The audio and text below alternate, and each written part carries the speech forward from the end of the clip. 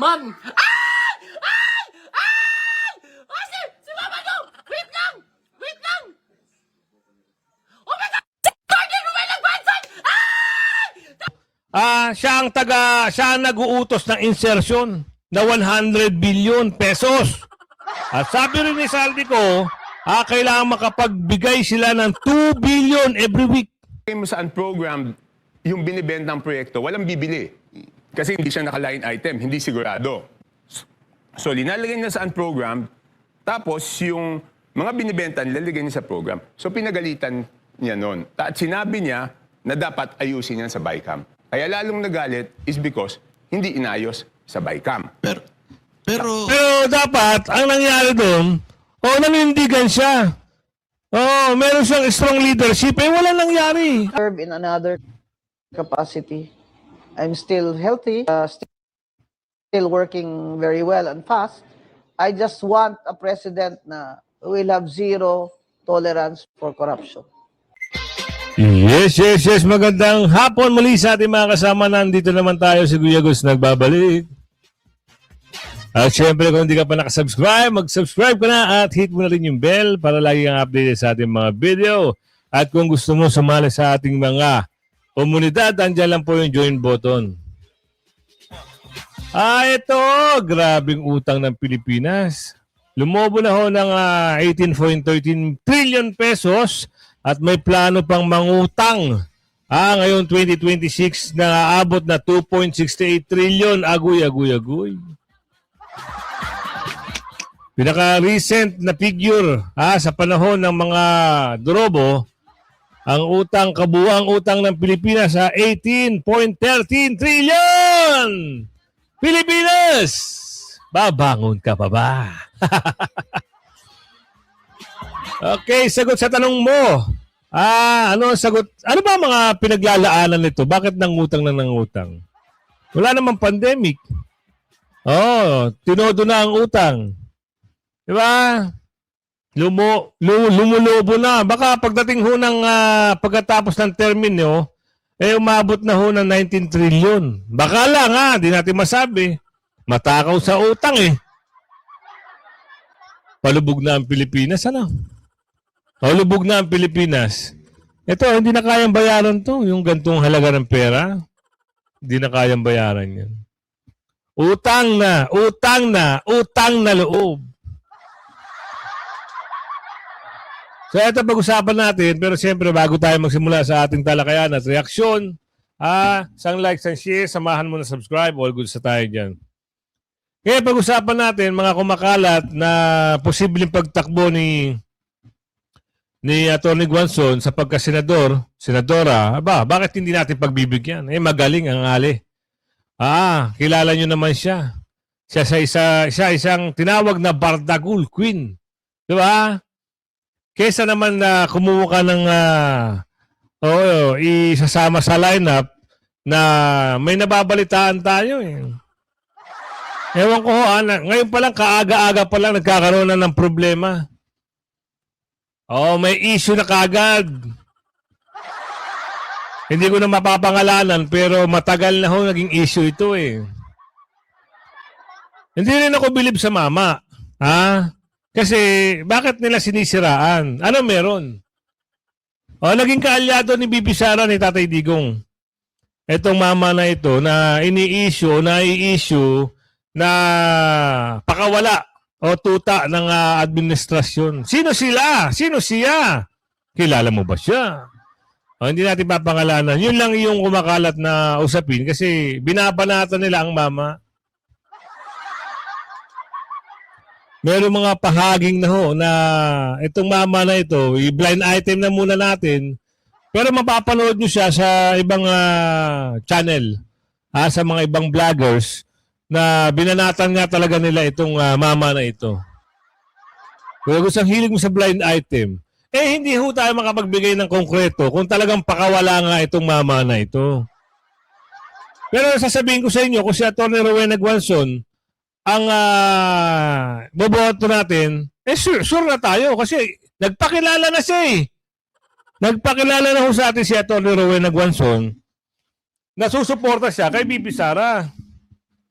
kita nyo naman yung mga ginawa niya. Mula umpisa hanggang ngayon, si BP Sara, talagang tinutulungan niya. 'Di ba? Kung sino bumabardogol kay BP Sara, ito yung tumutumbong, ito yung lumalaban. Kaya nga napahiyaw ang isang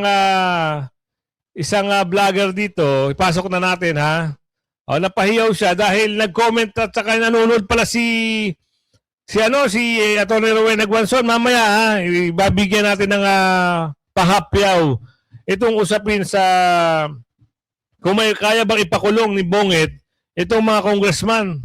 Papasadahan natin yan maya-maya. Pero ito, tili ng tili itong isang vlogger na ito dahil nanood sa kanya at sinabi naman ito na tutulungan niya si Atty. Rowena Guanzon.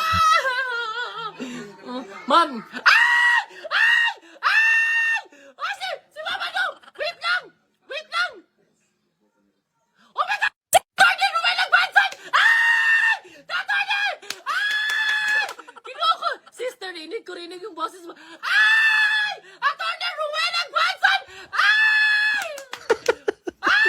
Hindi ko katingog! Wala lang, kinoko na talagang si Ma'am! Kinoko.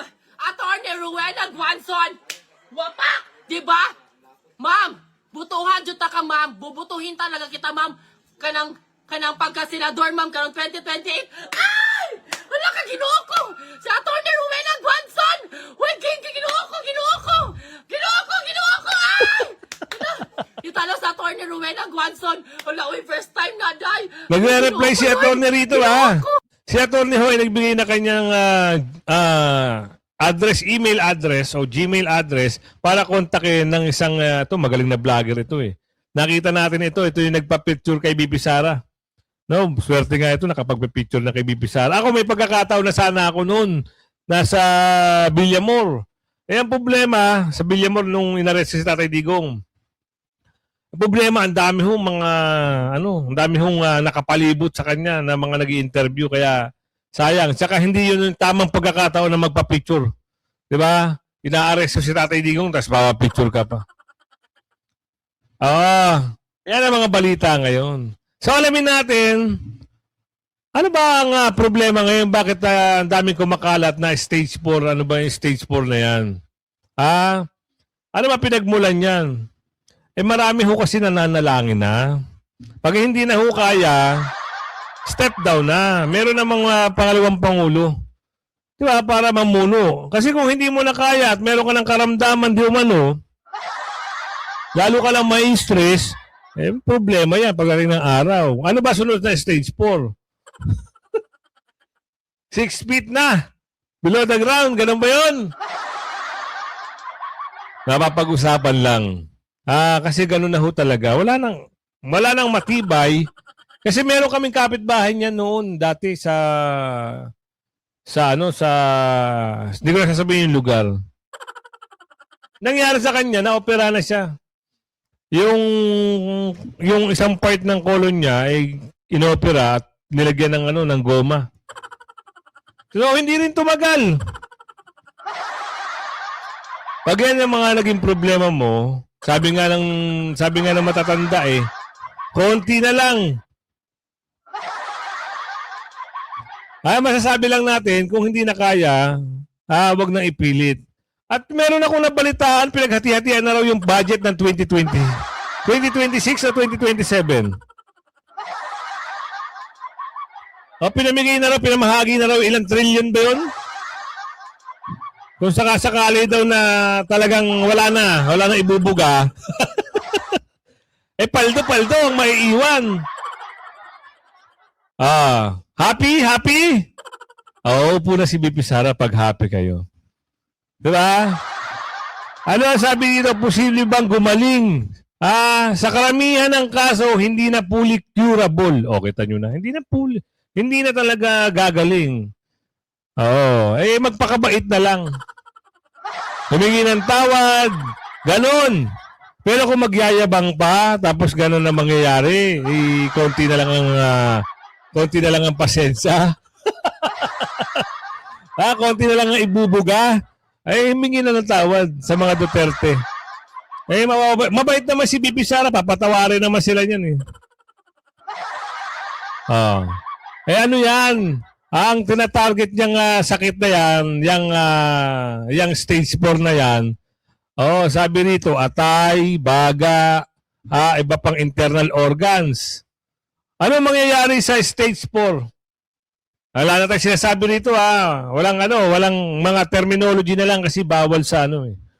Ano ang mangyayari? O, kumakalat sa loob ng katawan, sa organ. Aray ko po.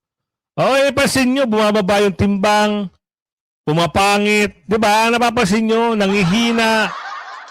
Meron pang sinasabi rito na yung hindi maganda yung flow ng dumi.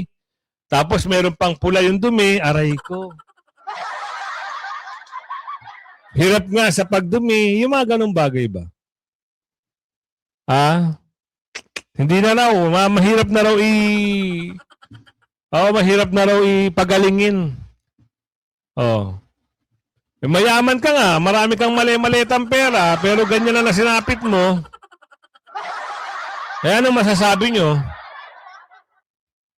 Wala na, sorry na lang. Hindi, ang nangyari dyan, siguro sa sobrang takaw nila mula noon hanggang ngayon, kumukuha na lang siguro ito ng sabi ni Aling Ledesma, kumukuha na lang ito ng pantawid pagdating ng panahon. Kasi wala na, hindi na sila makakaupo eh. Last na ito eh. Wala nang pangalan nila ang pwedeng dyan. So ito ipasok natin. Ang tanong dito, bakit walang napapanagot? Hindi tinutumbok ni Bangag itong mga congressman. Kayo na hindi kayang panagutin ni Marcos itong mga kasamahan ninyo sa Congress? Alam mo, nung una talagang naniniwala ako eh. Because nakwento ko na yung conversation namin nung tatlo, di ba? So pinagalitan niya, number 1 yan. Number 2, kaya ako nabuhayan ng loob because sinabi niya doon sa SONA, di ba, na mahiya kayo. Eh obvious naman ang sinasabihan ng mahiya kayo, yung mga nahandun, hindi naman yung mga nanonood, di ba? Sino ba yung sinasabihan nun? Pero ang tagal na eh, di ba? Wala pa ring big fish hanggang ngayon eh. So nakakainip na. Doon nga doon kami naaasar. Doon tayo naaasar. Ewan ko lang, boss, kaamo, manager. Kung yung mga ibang kasama mo ay kaya talaga ipakulong. Wala akong nakukulong. Hindi nga pumasok sa Blue Ribbon yung investigasyon, lalong-lalo na yan si Balulong. Meron bang lumabas na Balulong sa Blue Ribbon? Paano yung pangalan ni Bangag? Na isama ba? Ni nga proposal sa Blue Ribbon, wala eh. Takot sila eh. Ang kaya lang nila, yung mga kontraktor. Pero yung mga binanggit ni Diskaya, binanggit ni Saldico, never umatin dyan. Ang saklap, di ba? Tuloy. Hindi nyo po ba naisip na doon sa time na sinasabi ninyo, kayo po nagkwento na pinagalitan ni Marcos si Romualdez? So may alam si Marcos sa nakawang nagaganap? Malamang! Alam niya na Malamang! Oo, kasi nga, di ba nga sabi ni Saldico, siya ang nag-uutos ng insertion na 100 billion pesos. At sabi rin ni Saldico, kailangan makapagbigay sila ng 2 billion every week. Wow! Paldo, napakasarap naman ang buhay ng mga ito. Samantalang ating mga kababayan, nagpapakahirap. Makikita mo nga yung iba dyan talagang dugot pawis para kumain lang. Makabili lang ng bigas na sapat na pagkain. Sila ito, may nag-utos lang Utos lang. Paldo na every week. Ibalik nyo yung video. Totoo yun, di ba? Sabi ni Saldico. Sino nag-utos ng insertion na 100 billion? Yung amo nila. Natuklasan lang niya yun nung time na yun eh. Kasi may nagsumbong sa kanya. Okay? Ang nangyari kasi doon, ganito, no? Ang sinumbong sa kanya exactly is yung mga foreign assisted projects hindi pinopondohan. Kasi, di ba, lahat na naman ng tao, alam to, it's because yung linalagay na sa unprogrammed, yung foreign assisted projects na dapat may counterpart tayo. Tapos yung binibenta nilang proyekto, yun ang linalagay na sa program. Kasi Kasi nanakawin, ganon. Bilisan lang natin kasi yan nanakawin. Dahil yung pondo ng foreign project dapat ginagastos para sa mga foreign contractor. Ginagawa saan program? Paano? Malaki. Malaki ang mananakaw. So ngayon, ang problema natin, yung mga sinumulan ni Tatay Digong na Build project na ngayon dapat ipagpapatuloy na lang nito ni Bangag, wala na ho. Marami na ho na pag-iwanan. Kita nyo, yung C5 extension lang ng LRT extension na dapat nasa Cavite na. Wala pa. Naiwan pa rin, nandiyan pa rin sa C5 extension. Anong mangyayari dyan? Kwentuhan na lang. Sabihin na lang na upo siya, meron siyang programa. Ano ba project ni Bangag? Wala! Flood control yung pinagmamalaki. I-search nyo. Ano ba yung mga project ni Ngagba? Yun lang ang lalabas. Build more. We build more ba yun? We better, ano nga yun? Build better more. Build. Tatay Digong. Better, wala. Yung more, ayun na yung more, yung more flood control anomalies. Ayun na yun. kung ilalagay mo sa unprogrammed yung binibentang proyekto, walang bibili. Kasi hindi siya naka-line item, hindi sigurado. So, linalagay niya sa unprogrammed, tapos yung mga binibenta nilalagay niya sa program. So, pinagalitan niya noon. At sinabi niya na dapat ayusin niya sa BICAM. Kaya lalong nagalit is because hindi inayos sa BICAM. Pero dapat, ang nangyari doon, nanindigan siya. Meron siyang strong leadership. Wala nangyari. Ano to? Kwentuhan na lang tayo.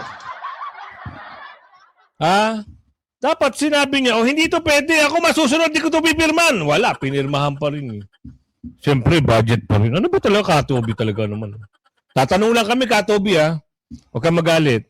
Pero kung ikaw sasabihin mo na papanig ka kay BP Sara, doon, maniniwala kami. Maninindigan kami na pwede ka namin isama sa pagkasenador. Pero pag ganito na ang nangyayari, nakikwento, nagagalit si Bangag kay, kung sino man yung nag-ano ng BICAM, bakit napirmahan? Lumabas pa ang pondo, minadali pa nga Di ba? kung nakikita na pala ni BBM yung problema noong time na yun, Sa BICAM. na sa kanya, tapos nagkaroon ng BICAM, bakit niya pinirmahan? Dali! Ganito. Bakit nga naman napirmahan?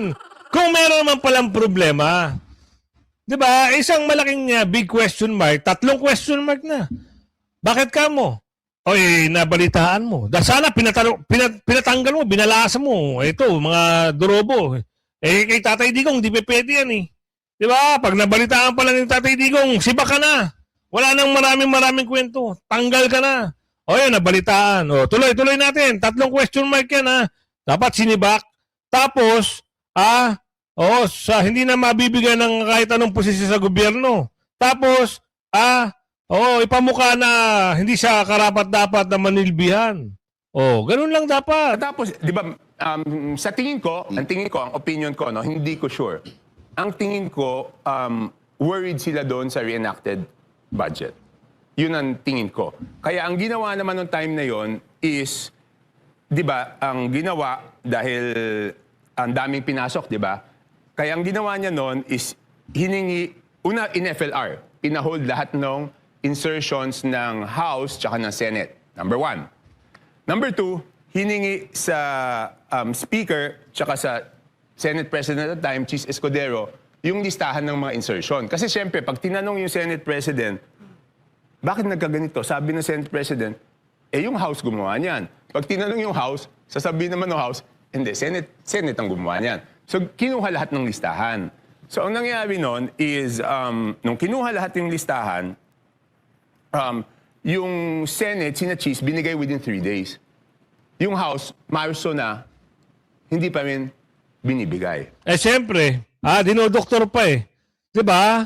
Kaya nga nagtataka tayo, mas pinapaboran pa ni Bangag itong mga kongresista. Bakit binigay ni Chis? Wala silang anomalya doon eh. Bakit tinagalan ng mga drobo sa Kamara? Ay, sir, dodoktorin muna. Ang tanong doon, napirmahan. Lumabas ang budget. Di ba? Tandang-tanda namin yun.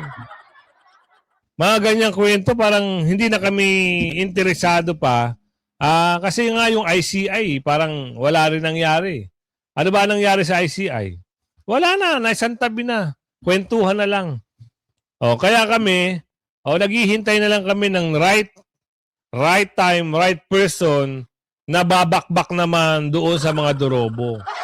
Actually, nakakita na ako. Isang Bardagol Queen. Bakit niya gustong manalo si VP Sara? Ang tanong, ito sagot niya. Alamin natin. Ayan I don't know if I can win as an independent candidate. I don't know.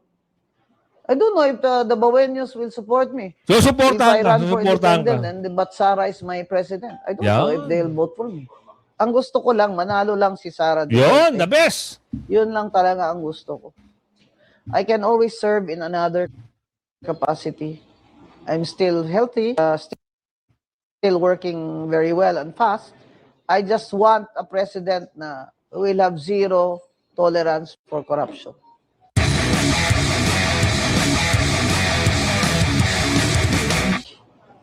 Attorney, na-mention mo kaganina no na when VP Sara will call your attention na pwede ka mapil sa iyang slate, what if delete? Will you still support her?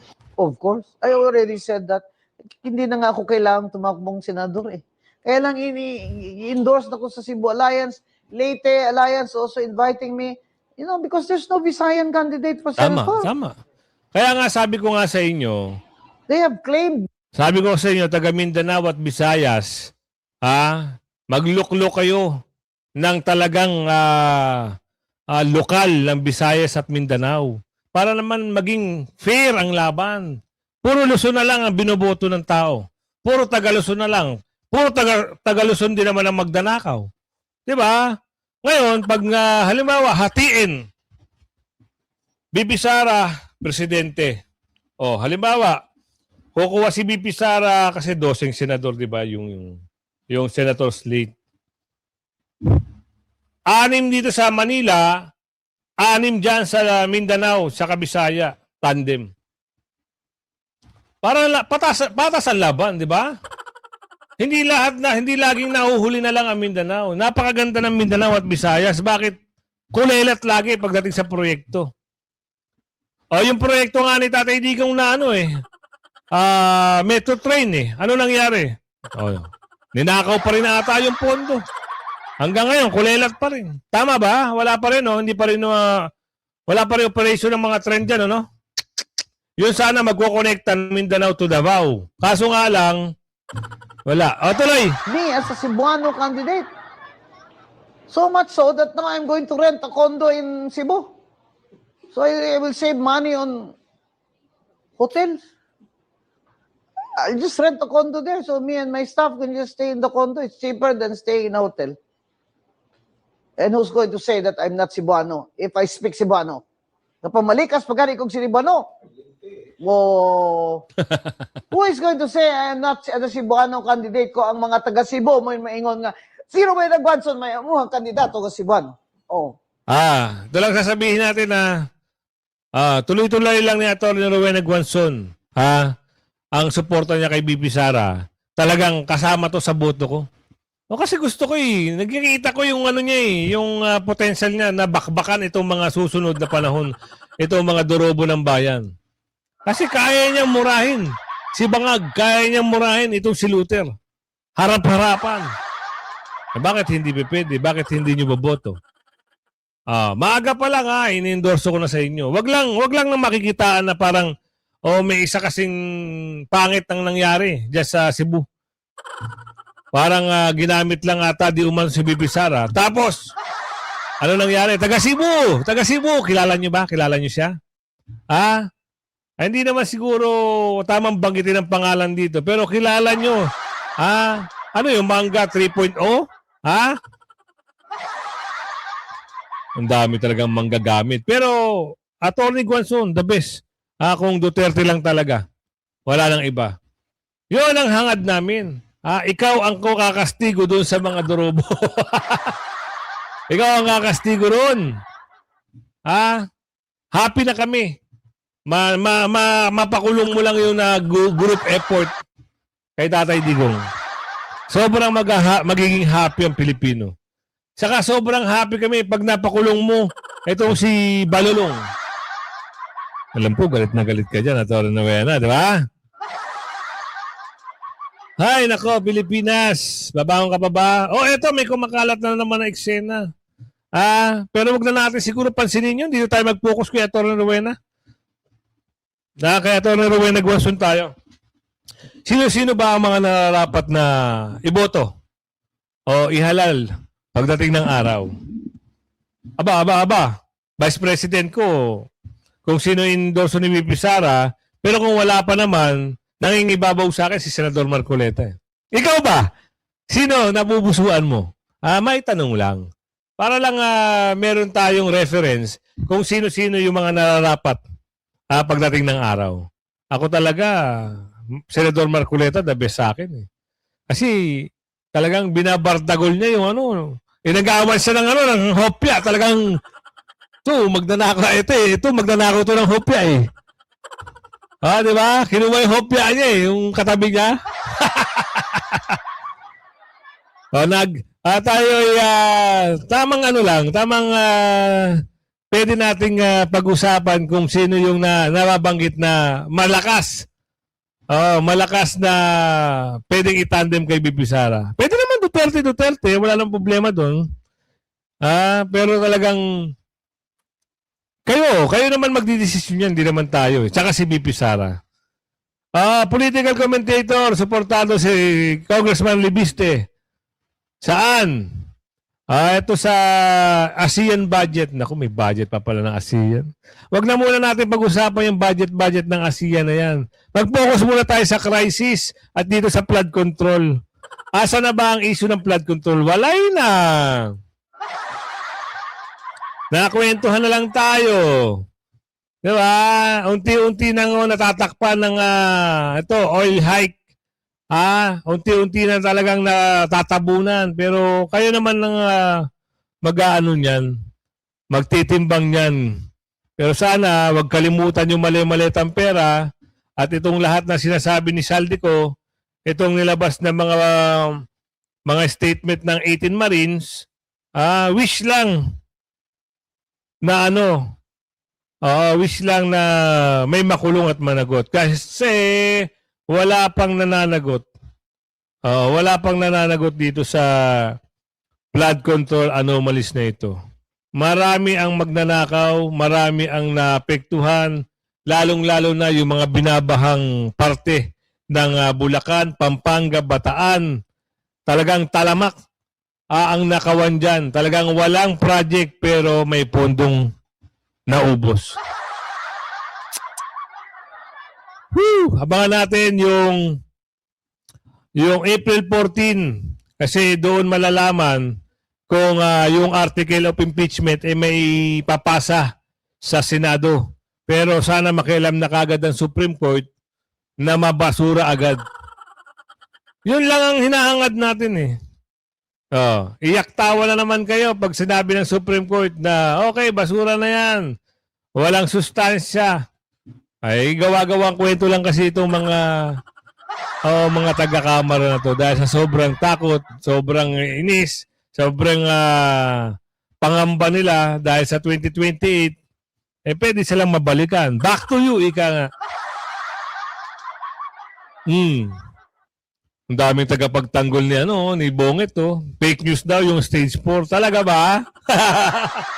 Diba, nasabi na nga yan sa isang tarot reading na baka hindi matapos ang kanyang termino.